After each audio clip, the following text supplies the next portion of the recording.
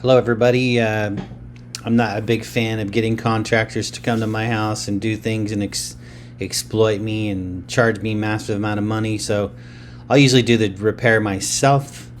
And in this particular instance, I think I did a pretty good job. I do have a pole here. It's a 10-foot by 5.5-inch pole.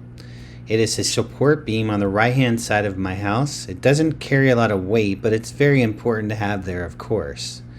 So I'll show you how I repaired about 6 inches of dryrot at the bottom. This post was exposed over the years to the cement.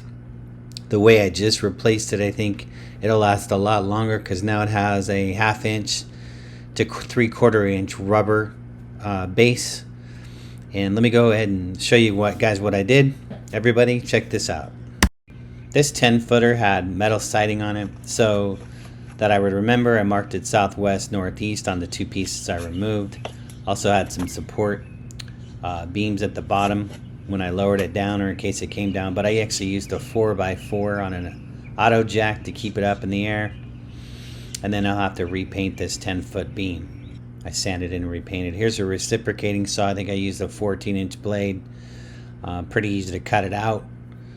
And I did remove around 6 inches of dryrot, which was pretty bad. It was exposed to the ground so for many long years. So you can see that. Here's the debris from the project just to show you how bad the dryrot was. So here's a suspended board. You can see that, or post. You can see that it does need some painting. And then I did lower it down on some support beams. Here's the rubber piece of base, which will be the bottom, and the 2 pieces that I used from a spare piece of wood to build the base of that project. I also used some copper sulfate that I had before, but try to get some wood preservative. I don't know if they have this anymore, but this stuff works great. I painted it and made sure that I gave it a couple coatings that it soaked so this wouldn't experience dry rotting in the future. I did let it dry for a couple days, and then I moved forward with painting it, and I used it a pretty decent paint to preserve it for the future.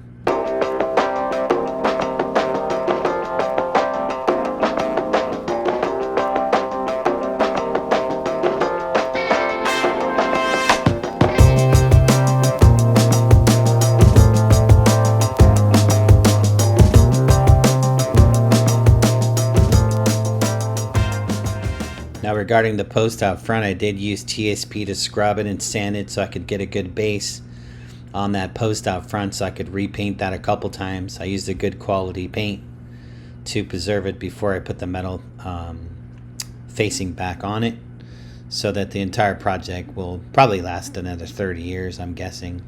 I did use bullseye and a preservative that'll move forward into the future. Remember, this has a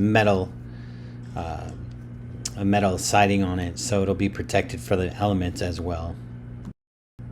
Alright, so here's the 1/2 inch Trex. If you have any Trex around the house, you know how to get hold of it. And that's going to be my base to these 2 support beams, which are the same size. I cut them down to 5.5 inches, and it's going to be the perfect height for repairing the dryrot that I had on that 10-footer.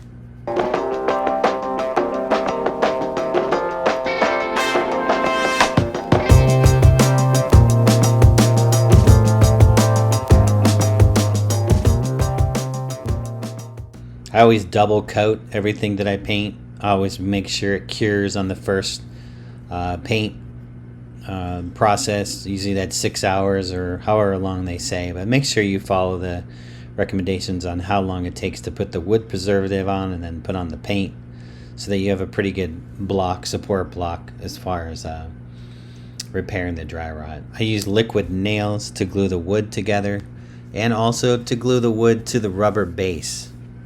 You'll see that right there.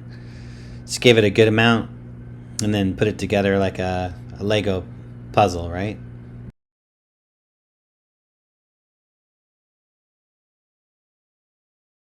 Now here I set the pieces together. You can clamp them together to dry, but I basically just put them in place. I put them underneath the 10-footer and set the 10-footer down on them. And then I used securing screws to make sure everything was screwed together, and then I added straps, which you'll see here in a minute.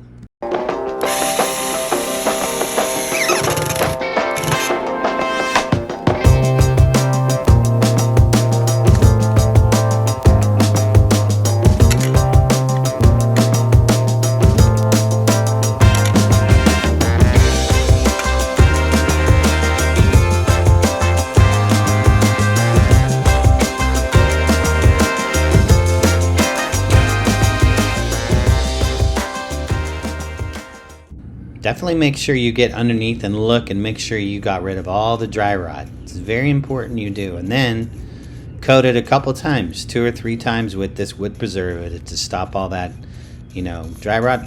From what I understand, it spreads, so you want to kill it. And that's a good clean piece of wood right there.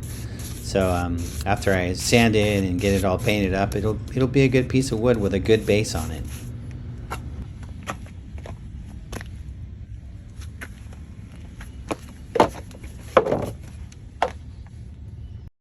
So here I have the final product. It's in 3 pieces. The rubber on the bottom, the 2 pieces I secured with the glue in the middle of all of them. And then I go ahead and I set it in place, and I'll let the post bear down the weight on it, remove the auto jack, and then secure everything in place. Make sure you lightly tamp with a sledgehammer, and then if you don't have an angle level or some kind of level to help, make sure you get that post put in properly. Here it is. It's seated, but I still need to do a little bit more work on getting all the corners lined up. But it came out pretty well, and the siding actually went on pretty straight. So there you go right now. And I thought, well, what if somebody pulled up and hit it with a car? And that's why I added the straps. You can get strapped really easy. Here I set screws on all 4 corners into the top 4 by or a 5.5 inch piece just to set it.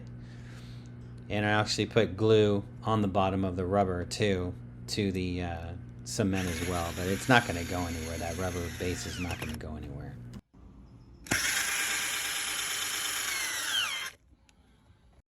I actually had these straps for years. They were in a coil, and I always hang on to everything.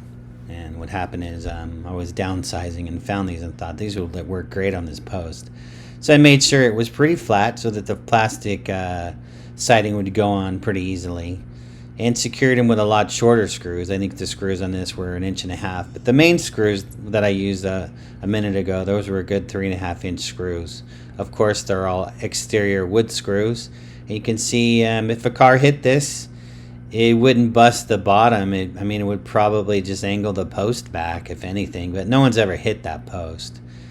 And then after this, I just put on the metal siding, and after, of course, you can see the 10-foot post is painted. I TSP'd the 10-foot post, painted it 3 times to make sure it had a good long-term paint, and then, of course, I put the siding back on, and it looks great. And I probably saved, I don't know, $400 or $500. Didn't cost me anything. I just used stuff that I had around the house. Here's the final finished product. I did put the gutter back on, and you can see it's pretty straight. I did do a little something that you might not agree with, but I did drive a 3.5 inch screw through the gutter because I don't have leaves. Thanks for your time, and I hope you guys, everybody saves a lot of money on this project. Thanks.